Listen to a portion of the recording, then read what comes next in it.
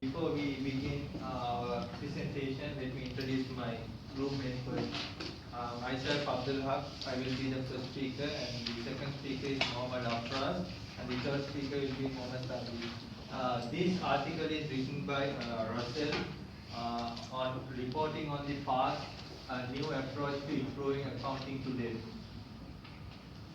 So, in recent years, financial model has been accused by many individuals, academics, as well as financial institutions.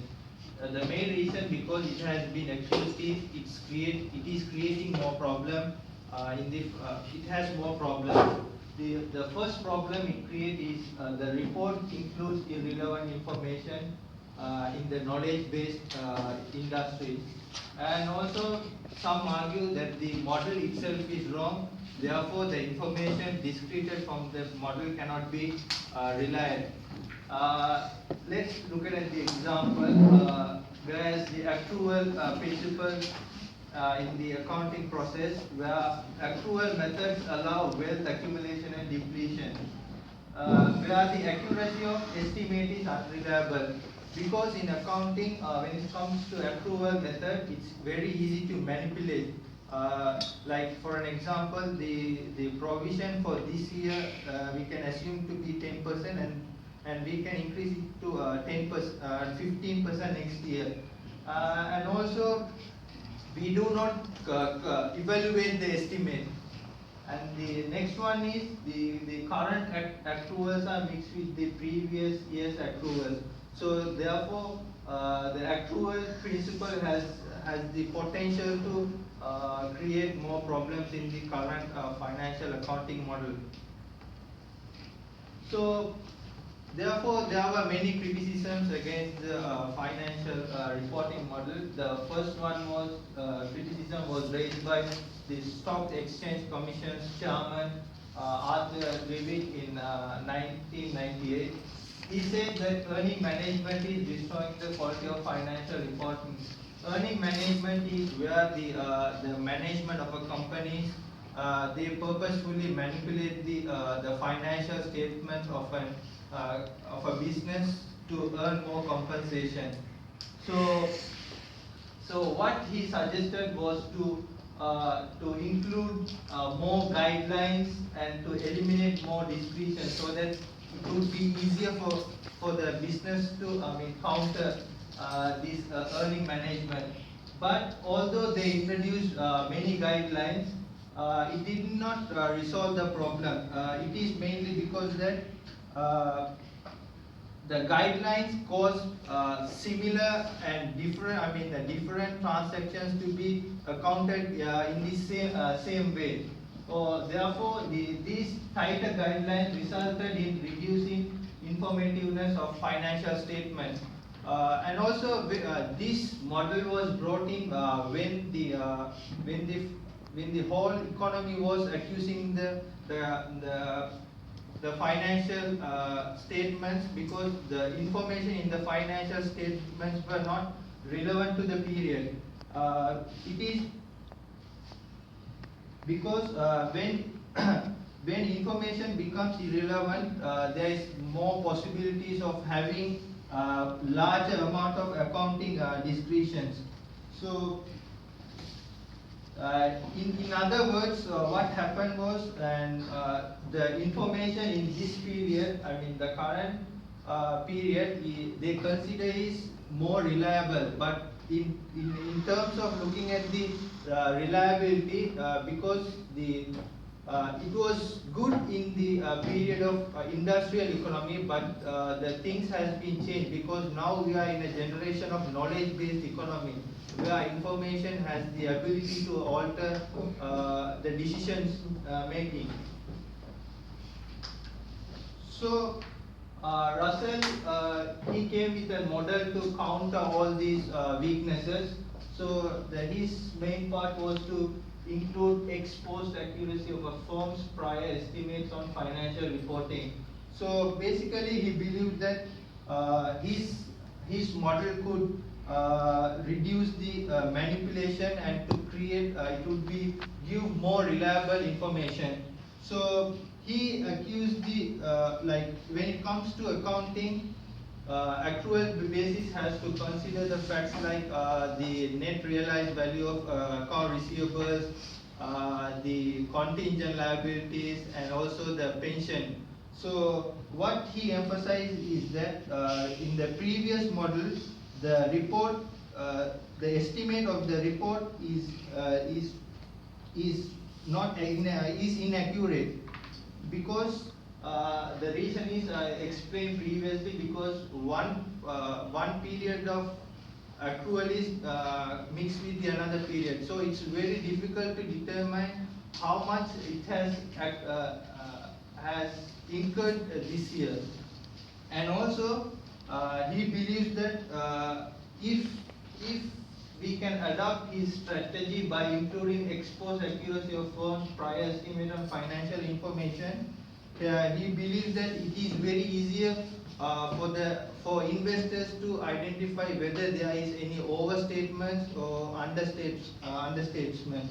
So this will help investors to identify or to reward the management who has done proper accounting records and to punish or to take actions against the management who has purposefully or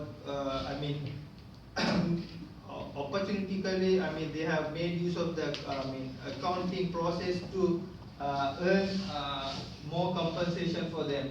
So, and also the main problem of his model is that there is a trade-off between relevance and reliability.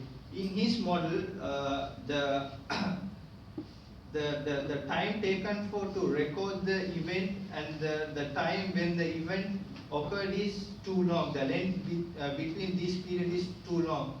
When the length between these two events is very long, the information becomes very reliable, but it becomes irrelevant in the current decision making.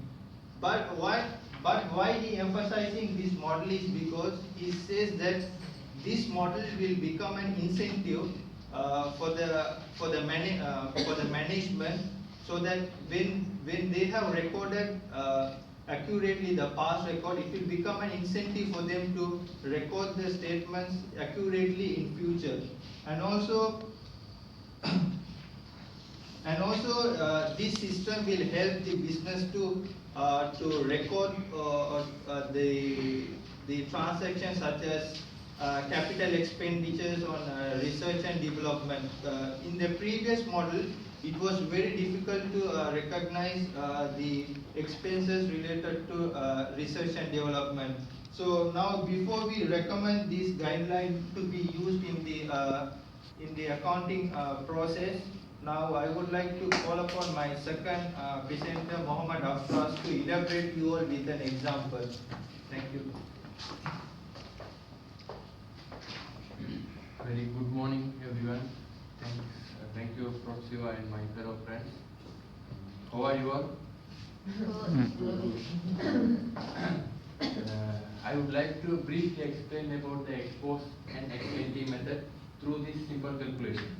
So everyone knows account receivable account, right? So we assume that there is a company ABC, for example, ABC company. So their policy is that 10% of account receivable would be uncollectible. Their company policy. So according to that, we are going to go through this calculation. And one more thing, that the company they have two sales. in the beginning and at the end of the year. So they settle down the settle down the accounts through every 6 months. First 6 months settle down, and the rest of the 6 months would be settled down in the next year. Okay, this is the amount. We assume the balance, opening balance is 0 the first year. The first sale is the 110 ringgit. Then it should be the double entry, you know, right? The double entry, account receivable, account debit, the credit sales, the sales account credit goes to the income statement. And this 110 within 6 months they will settle down according to their policy, company policy. So because of they assume that every 6 months they collect from the debtor will remain same. It's 90 ringgit. The rest would be written off. Okay, according to that the case is 90 ringgit. So the rest 20 ringgit would be written off as a bad debt. So double entry for the bad debt, everyone knows, right? The bad debt account debit, account receivable, account credit, double entry. So it follows continuous like the and then the rest 6 months sales 120. So for that would be accounts would be settled down in the next year. For example, if it is 2013, then 2014 would be the settled down the amount.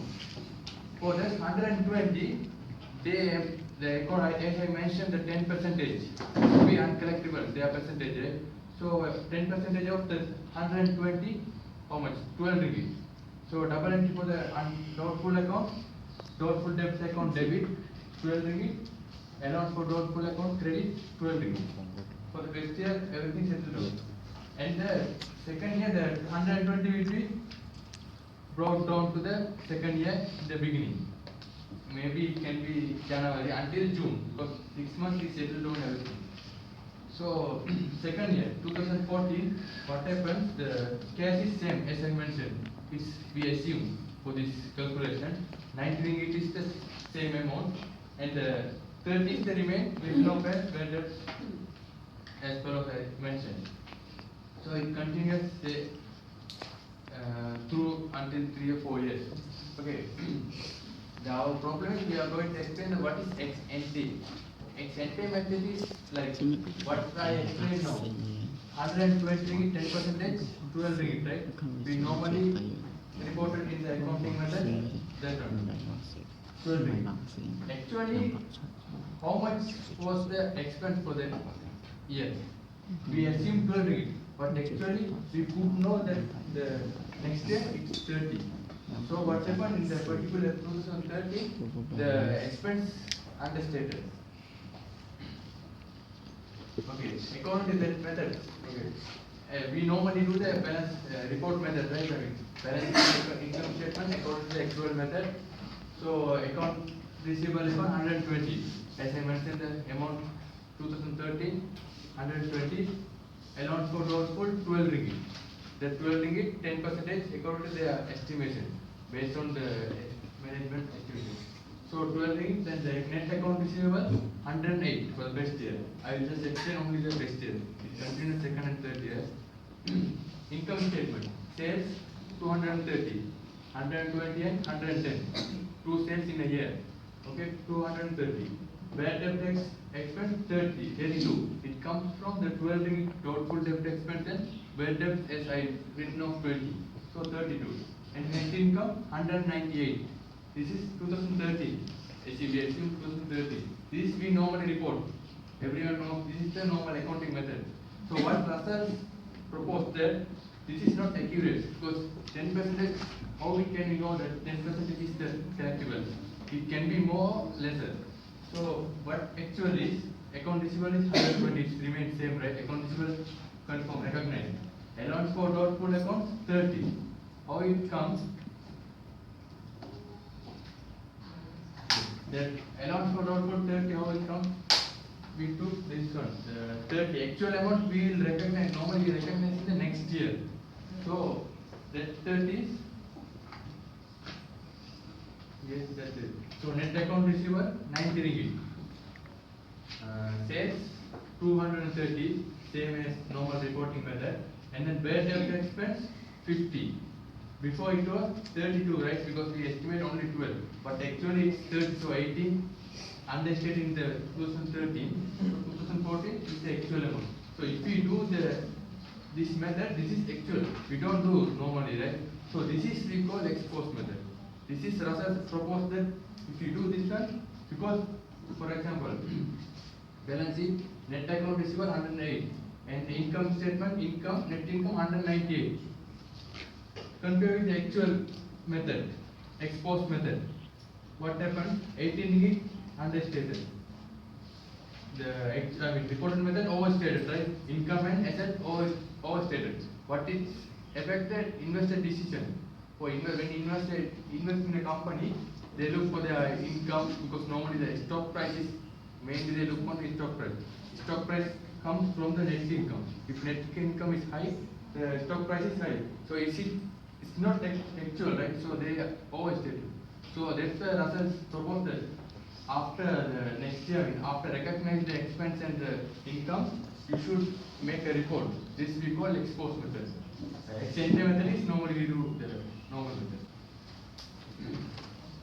Another important example we can say research and development. Same case, but in this case the estimation is very big.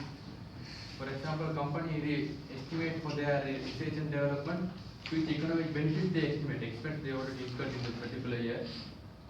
Benefits would be the estimate. The estimation is less accuracy we can say because the research and development can be the particular innovation can be failure, maybe either success. If it is success, then the economic benefit would be okay. If it is failure, so we don't know. It will be happen later, right? So that's why we estimated. For that things, the Russell proposed that if the company wants to increase their investor confidence, so you should follow the ex post method. Same thing for this one. If you follow the ex post method, the investor confidence will increase because everything is accuracy, assets, income, everything accuracy. So the market efficiency will be increased. That's all from my part. Any question on the calculation? Yeah. The rest part will be considered. Okay, thank you very much, Prof. So now I will continue of the benefits of how my colleagues have explained preparing an ex post report. Actually, I have to clarify. Ex post report is actually an external report from the financial report companies prepare. So they prepare ex post report after a lag of a duration of almost one year, so that they have their real estimation, the real expenses, and they disclose these things to the investors. So there are certain important benefits that investors and the companies receives. Even though preparing an ex post report will not totally make the financial reports truthful and unbiased, but to a certain level, it increases the confidence of the investors. Why? Because we see that when the companies prepares ex post report, meaning that they are showing their actual situation to the investors. So what happens is that companies that behave opportunistically, meaning that where certain companies they show their financial reportings, they increase their profits to attract investors to get their IPOs. So these companies they will be exposed when the ex post report are prepared. So equity market is a place, stock market is a place where there are lots of closed substitutes. So the investors they will simply shift their capitals to other companies. Okay. And the other important benefit is that when the companies realize that these investors are shifting their capitals, they will stop misleading the investors, because the companies heavily rely from the investors to get their capital to their future developments. So when they see that the investors are shifting their money from their company, so they will start disclosing more accurate and more unbiased information. And the third thing is also, like mentioned by my first colleague, preparing an ex post report will eventually lead to make ex ante report, which is the normal preparation of financial report, more accurate. That meaning to say that the management give their estimation for their best. They do their research and they get the best estimations. And after that, when they prepare ex post reports, from that experience they make the ex ante report more accurate.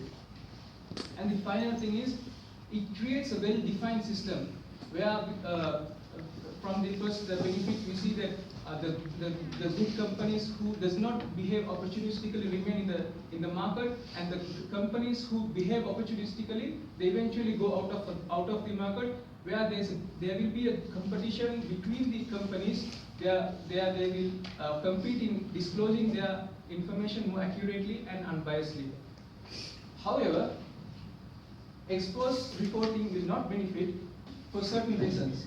One, if a company decides to behave, if the company decides to act in a short horizon, or even if there is investors who are investing in short horizon, meaning to say that the companies are not really concerned about their future development or future economy, so they try to benefit from the short term by showing more profit and attracting investors.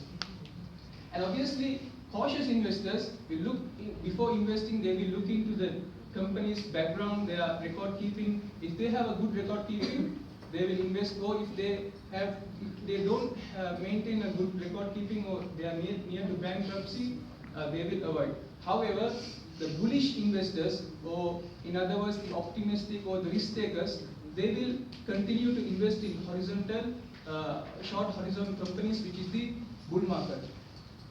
And the second position where it will not benefit, the ex post will not benefit, is when there is high residual uncertainty.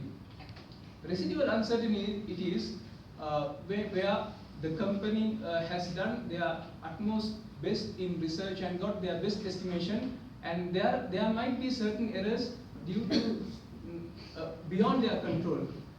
So it is lack of, maybe because of the lack of information that is available from the market. So when there is that situation, also the ex post may not benefit. And also similarly, if there's a big lag, the duration between preparing the ex ante and the ex post is longer, then the information may not be relevant, although it's reliable. Okay, now the author of this research, Russell, is trying to bring an example of a real world to his proposing ex post model. He's giving the example of eBay. I hope everyone knows eBay. So what from eBay we knows that there's a big information asymmetry between the sellers and the buyers, right? So information asymmetry means the seller has more information about the product than compared to the buyer. Buyer has the information only provided by the seller. But we see from our experience, the online platform, the online market is quite efficient. So what do you think is the reason? So let's say we understood that to a certain very good extent that eBay has become a successful platform where the buyers have gained the confidence to buy from this place. So how they gain this is that when the buyer buys the product, the buyer has the opportunity to rank the seller's product. That meaning when they advertise, they give certain things that these things are present in this product, and after they purchase, they give their feedback based on whether actually these products are present or not. So based on this, the buyers are rated, and the sellers are rated, and the more the top rated the seller, they attract more buyers. So here, how the author is relating the ex post model is that here the ex post is given by the buyer, where they give the feedback after purchasing the product. But in our case, the companies gives the ex post, where the seller or the company gives the ex post.